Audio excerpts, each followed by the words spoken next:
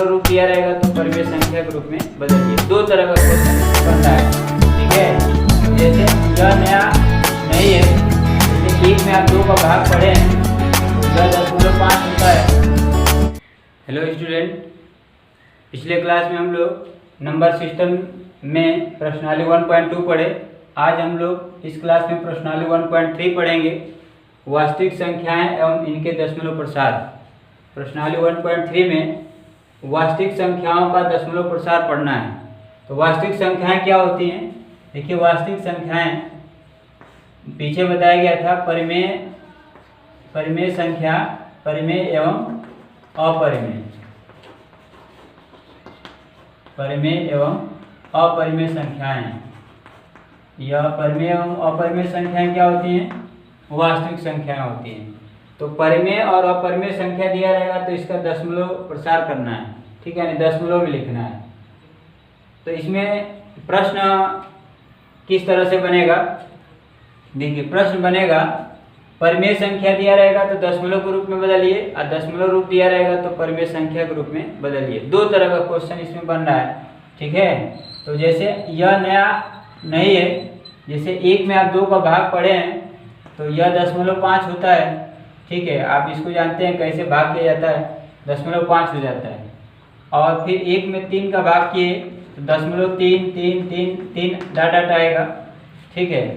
यह जो है आप इसमें भाग करके दिखा भी सकते हैं कि ये 0.0 हो जाएगा, 2 × 10, ठीक है। यह भाग हो जाएगा, इसका भाग करेंगे एक में 3 से तो दशमलव उतर जाएगा, दशमलव यहाँ लगाया जाएगा, 9 हो जाएगा, फिर 1 आ जाएगा, फिर 3 बार जाएगा भाग, 3 × 9, फिर 0 उतारेंगे, फिर 3 बार जाएगा, फिर 1 आएगा, फिर 3 बार जाएगा, फिर 1 आ जाएगा। इसी तरह से आगे भी होता जाएगा। तो यह जो है आप भाग किए थे, ठीक है। 1/2 क्या है? परिमेय संख्या। 1/2 जो है परिमेय संख्या है, ठीक है। ये परिमेय संख्या जो है 1/2 है। और 0.5 क्या है? ये 0.5 जो है इस परिमेय संख्या 1/2 का 0.5 जो है दशमलव प्रसार है, दशमलव प्रसार।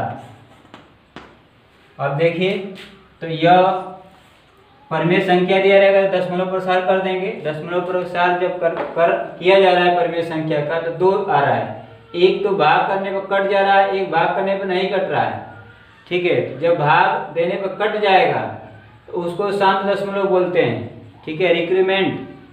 और एक जो है इसको जब भाग देने पर नहीं कटता है तो इसको अशांत दशमलव बोला जाता है, इसको अनवसानी भी कहा जाता है, ठीक है। यह जो है टर्मिनेट पॉइंट है, टर्मिनेट इसको बोला जाता है, इसको जो है नॉन टर्मिनेट बोलते हैं।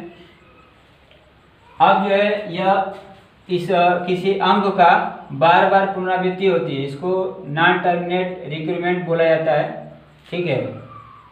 अनवसानी आवर्ती, यानी आवर्ती का मतलब जिसका बार बार पुनरावृत्ति हो, वो बार बार वो अंक आता है। जैसे 3 बार आ रहा है तो इसकी पुनरावृत्ति हो रहा है, इसीलिए इसको जो है 0.3 बार भी कहते हैं, यानी इसकी पुनरावृत्ति बार आ रही है इसलिए इसको 3 बार पढ़ा जाता है, ठीक है। इतना लिख सकते हैं। तो देखिए, आप क्या पहले प्रश्न क्या रहेगा? परिमेय संख्या दिया रहेगा तो क्या करेंगे आप? दशमलव रूप में लिखेंगे, आप कर सकते हैं। आप दूसरी बात बता दे रहे हैं आपको, दूसरा प्रश्न जो बनेगा वो दशमलव प्रसार दिया रहेगा तो परिमेय संख्या के रूप में लिखना होगा। तो देखिए, 0.5 है तो परिमेय संख्या 0.5, 0.5, इसको परिमेय संख्या के रूप में कैसे लिखेंगे? इसमें 10 का गुणा कर दें, दशमलव हटाना है, ठीक है। तो दशमलव के बाद एक अंक है, 10 का गुणा करेंगे, ये भी आप पिछली कक्षा में पढ़े हैं। तो ये हो जाएगा 5/10। आपको अब समय याद रखने की आवश्यकता है आज, जब आप इसको पढ़े हैं किस तरह से वहाँ किए थे, दोनों में क्या डिफरेंस है। तो यह इस तरह से 5/10 जो है आ गया। यह जो है क्या है? एक परिमेय संख्या है, यह परिमेय संख्या है, ठीक है। तो अब आप जान लिए कि किस तरह से जो है दशमलव को जो है परिमेय संख्या के रूप में व्यक्त करते हैं। अब आइए हम लोग, ये तो शांत दशमलव का हो गया, अब जो है टर्मिनेट पॉइंट का हो गया। अब जो है हम लोग नॉन टर्मिनेट ले लेते हैं, जैसे यह है, इसको कैसे हम दशमलव के रूप में लिखेंगे, सॉरी परिमेय संख्या के रूप में लिखेंगे।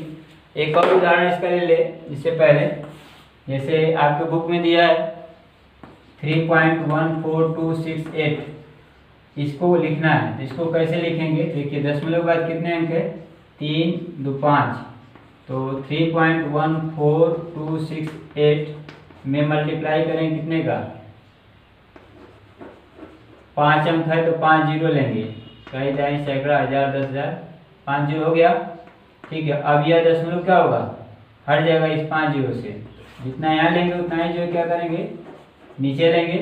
तो यह जब हट जाएगा तो 314,268 अपन इतना हो जाएगा। ठीक है, तो यह जो है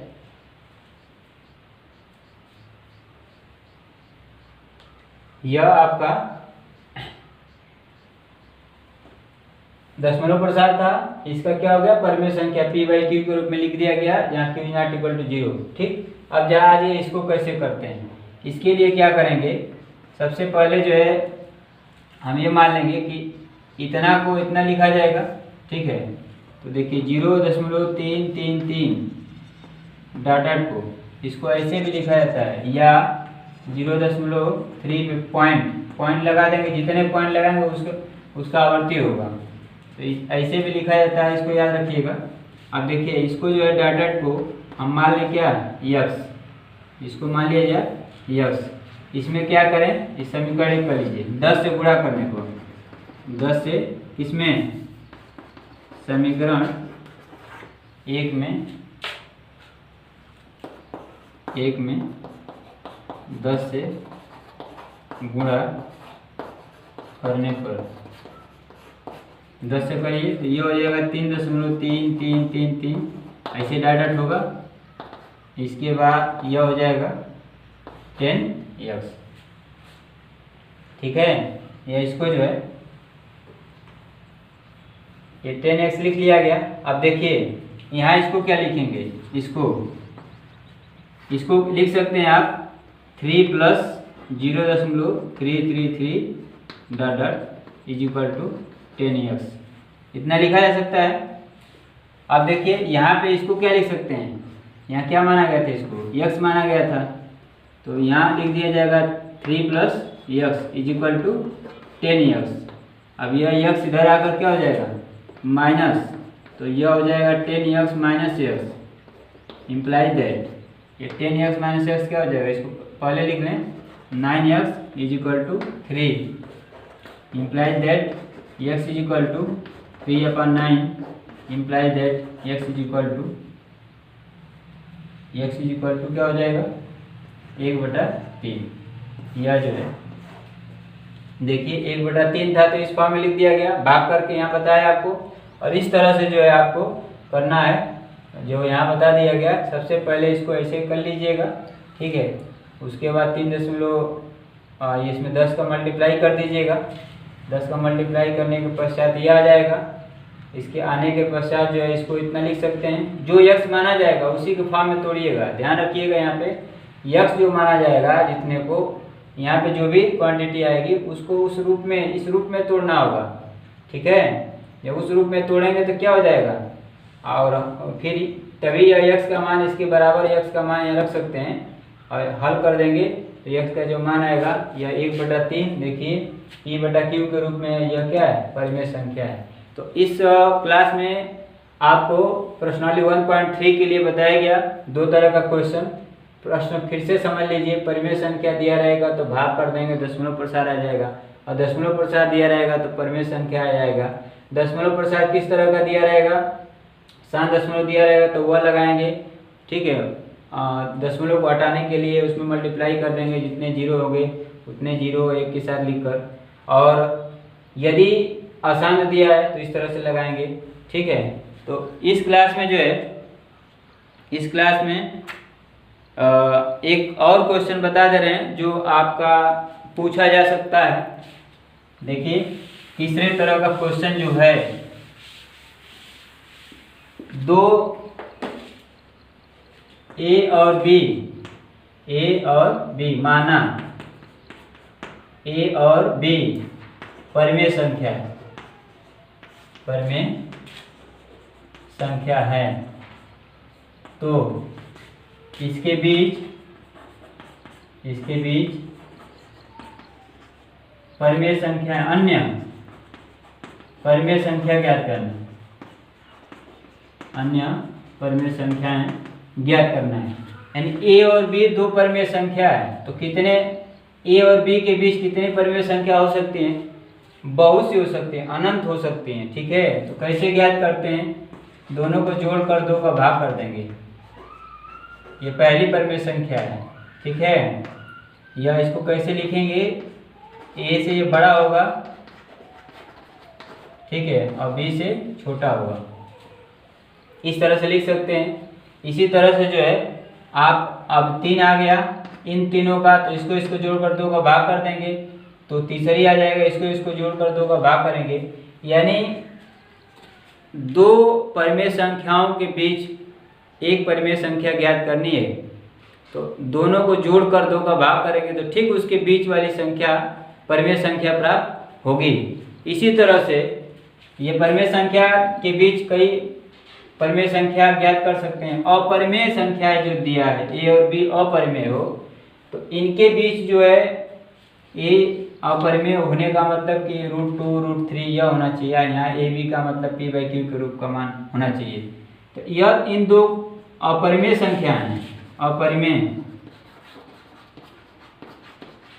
इसके बीच कितनी संख्याएं आप ज्ञात कर सकते हैं? इसके बीच जो है आप संख्या ज्ञात करेंगे तो इन दोनों का गुणा कर लीजिएगा, ठीक है, और वर्गमूल जो इन दोनों के क्या होगा? बीच में होगा।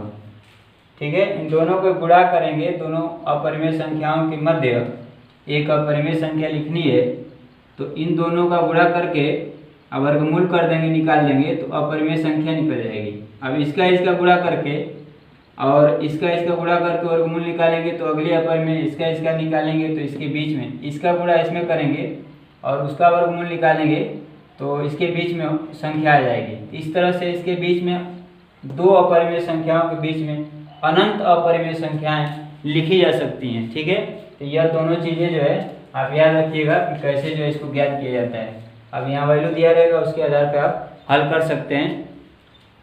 तो इसमें जो है बस इतना ही है, अर्थात इस आधार पे आप प्रश्नावली 1.3 जो है सॉल्व करेंगे। समस्याओं को कमेंट बॉक्स में लिखेंगे ताकि अगले क्लास में आपकी ये समस्या दूर कर दी जाए।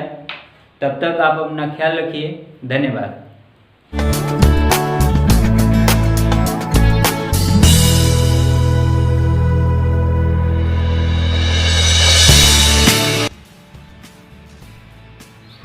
पिछले क्लास में हम लोग नंबर सिस्टम में प्रश्नावली 1.3 पढ़े थे।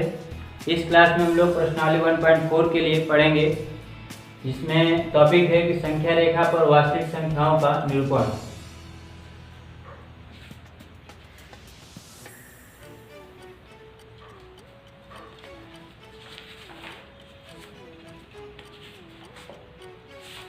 संख्या रेखा पर वास्तविक संख्याओं का निरूपण कैसे करते हैं, कैसे इसको रिप्रेजेंट करते हैं। अब वास्तविक संख्या आपको बता दिया गया था, रियल नंबर क्या होता है,